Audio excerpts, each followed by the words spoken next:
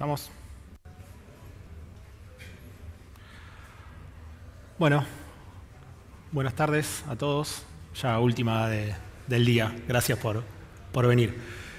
Mi nombre es Nicolás Pietrasanta, soy cofundador de Dux IT Company. Somos una software factory relativamente joven, hace más o menos unos 2 años que estamos, o 2 años y medio, y nos dedicamos principalmente a lo que es la transformación digital, la automatización de procesos, la robotización y el desarrollo a medida.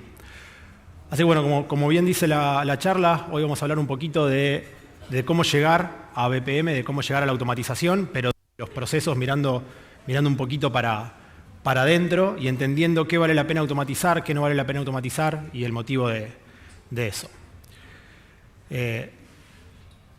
Estimo que todos en la sala entendemos qué es un proceso. A mí me gusta definirlo como una secuencia de acciones que generan un resultado y que se repite en el tiempo y genera siempre el mismo resultado. Hasta ahí es un proceso que lo diseñamos, lo ejecutamos y va a responder y va a hacer siempre lo mismo hasta que podamos medirlo, evaluarlo, ver cómo funciona y de esa manera lograr que sea cada vez más óptimo. Pero déjenme contarles un poquito cómo llegué a esto de los procesos. Mi formación es de base de sistemas, después me fui a estudiar administración de empresas y empecé a hacer un caminito y a entender un poco cómo funcionan los procesos de atrás para adelante. Hace algunos años atrás, cuando se me ocurrió pasar del mundo de la tecnología al mundo de la administración, me anoté a hacer un seminario en la Universidad Nacional de Rosario, donde estudié, de manuales de funciones, misiones y procedimientos. Esto era, íbamos a relevar los procesos, generalmente los grabábamos y después los escribíamos en esos manuales que están viendo ahí, para que quede documentado y cada persona pueda saber qué tiene que hacer y qué se espera de su puesto de trabajo. Esta era la forma de hacer cada vez más procedimental el trabajo y que todos sepan qué era lo que tenían que hacer. Avanzando un poquito y siguiéndome metiendo un poco en el tema procesos, me tocó trabajar en el primer proceso automatizado de una empresa de seguros muy grande en Argentina. Cuando BPM empezaba de alguna manera a surgir y nadie entendía bien de qué se trataba. Así que bueno, tuvimos un desafío muy grande ahí, un proyecto de 1 año, estuvimos trabajando con una herramienta en su momento de Red Hat. Y bueno, hizo que empiece a hermanar la tecnología con el mundo de los procedimientos que les contaba.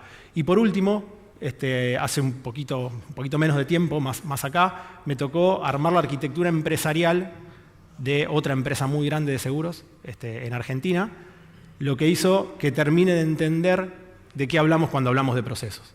Así que vamos a hacer un poco ese caminito, los voy a guiar a través de ese caminito que fui haciendo, a ver si entendemos qué pasa en los procesos antes de llegar a ser automatizados con las herramientas que tenemos hoy en día. ¿Qué es la arquitectura empresarial? La arquitectura empresarial lo que nos permite es mapear la estrategia con la tecnología, los procesos y los recursos humanos dentro de una organización.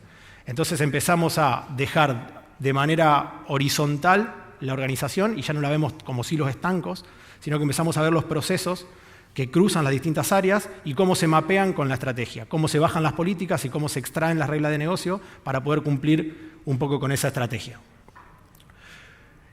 La arquitectura de procesos está compuesta, como les decía entonces, por procesos, por tecnología y por recursos humanos, si queremos llamarlo de alguna manera.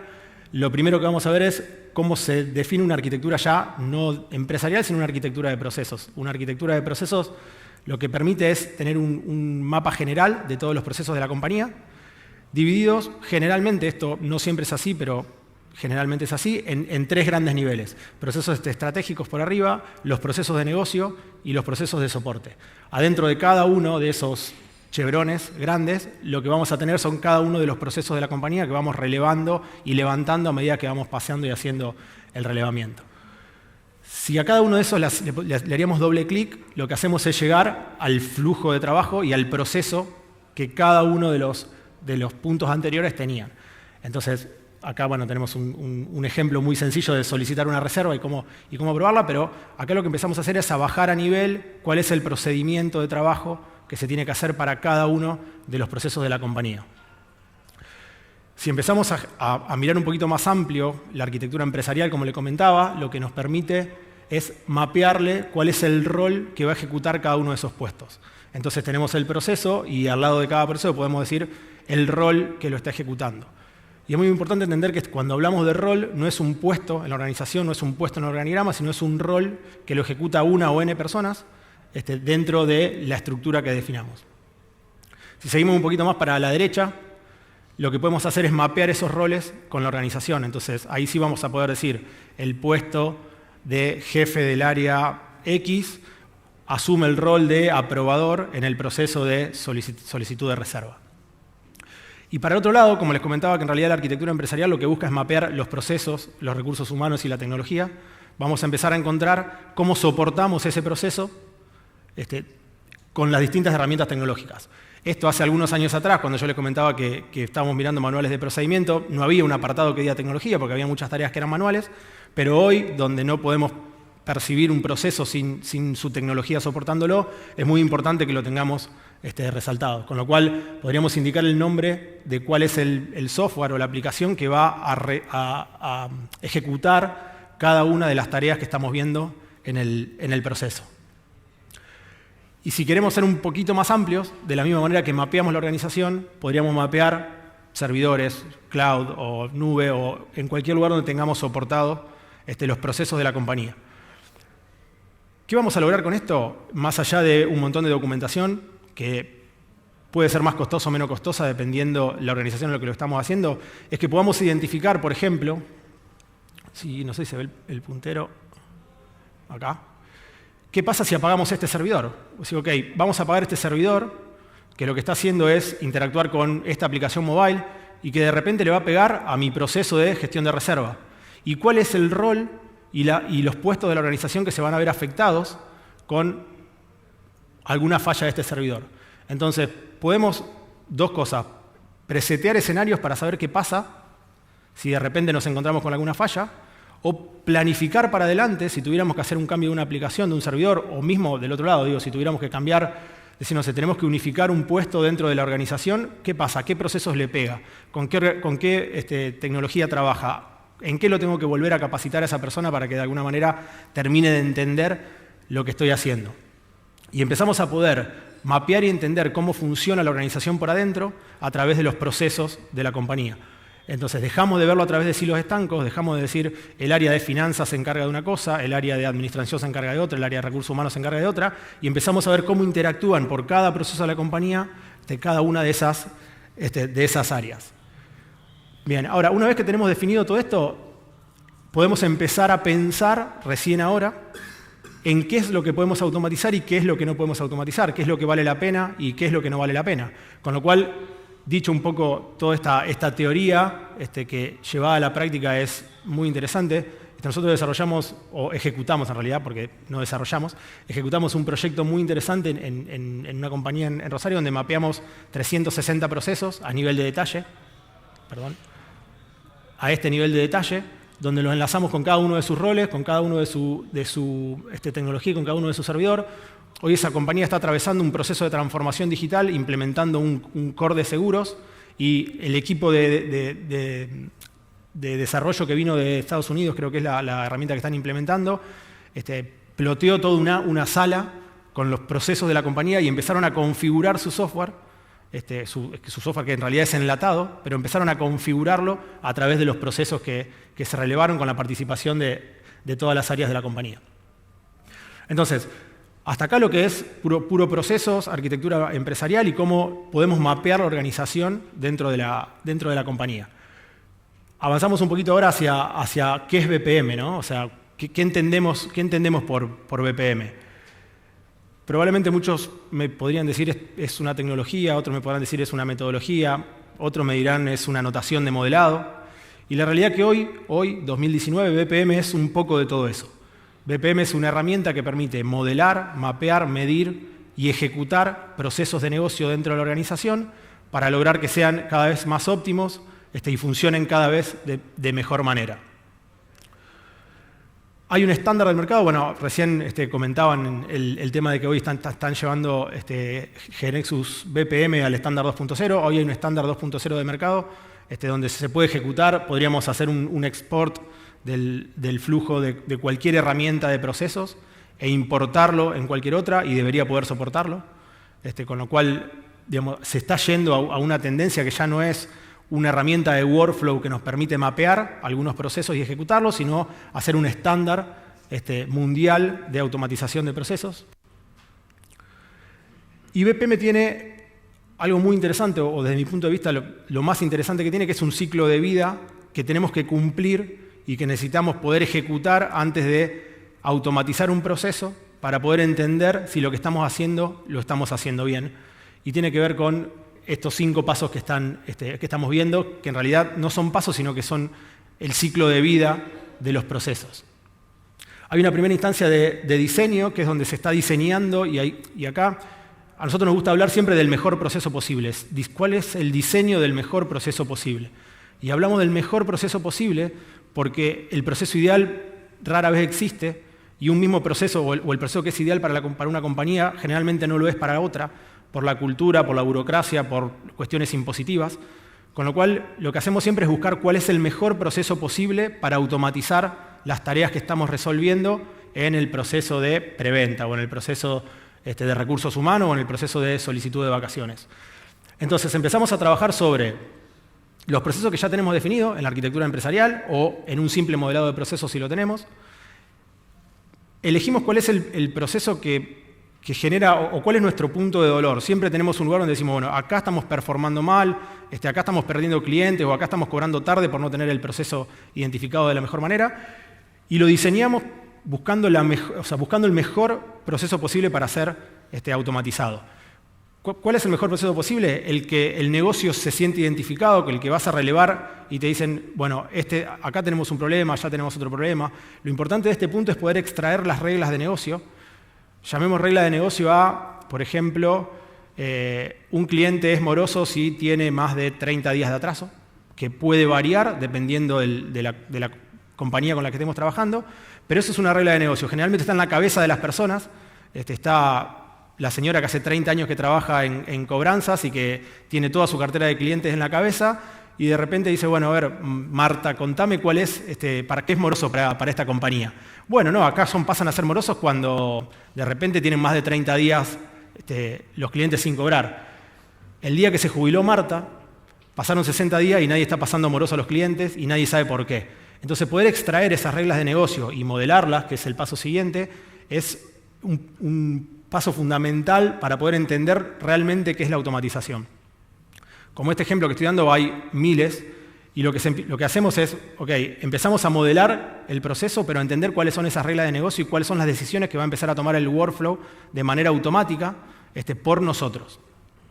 Entonces, ahora sí, vamos al segundo paso. Una vez que tenemos diseñado nuestro mejor proceso posible, o el mejor proceso posible para la compañía, lo vamos a modelar. Vamos a usar el estándar BPM 2.0, que es el que estábamos hablando, o el que la herramienta que estemos usando nos permita.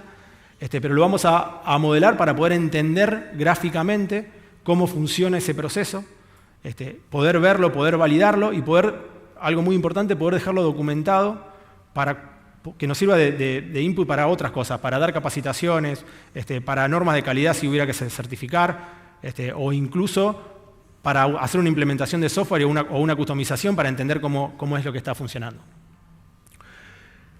El tercer punto es la ejecución. Una vez que tenemos el proceso modelado, lo que hacemos es lo pasamos a una herramienta de automatización, a GeneXus BPM Suite o a Gkflow, y lo que hacemos es automatizamos ese proceso.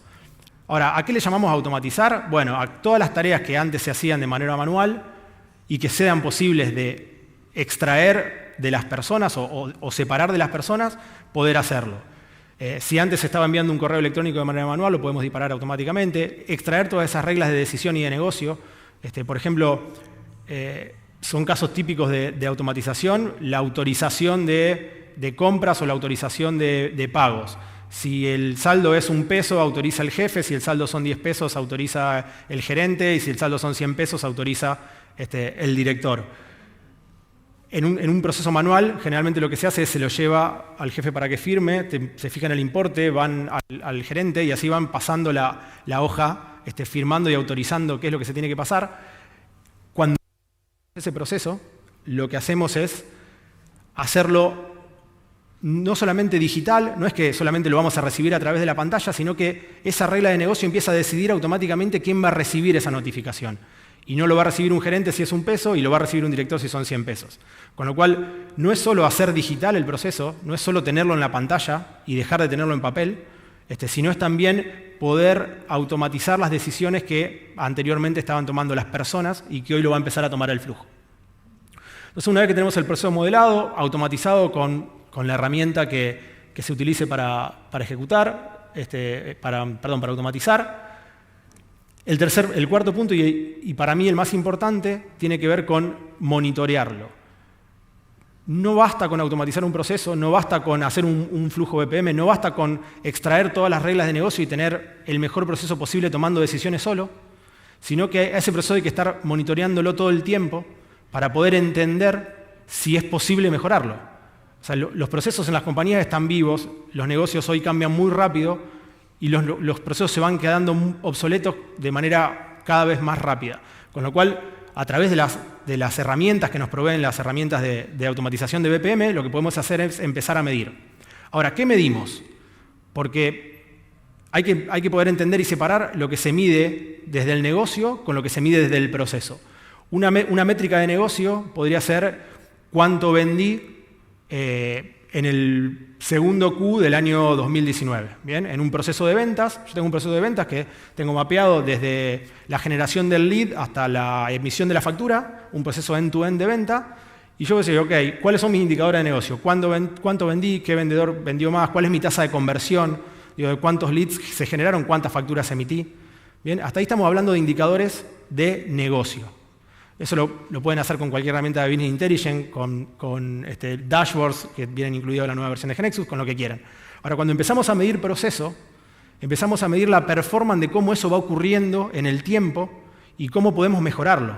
Y nos empezamos a dar cuenta de cuestiones como que, por ejemplo, estamos vendiendo 100 pesos por mes y nos parece que está fenómeno, y cuando empezamos a estudiar el proceso nos damos cuenta que desde la generación de los leads hasta la concreción del negocio está pasando un mes, y nuestra tasa de conversión está cayendo porque el vendedor, en vez de cerrarlo en 15 días, se demoró un mes y nuestro cliente se fue con la competencia.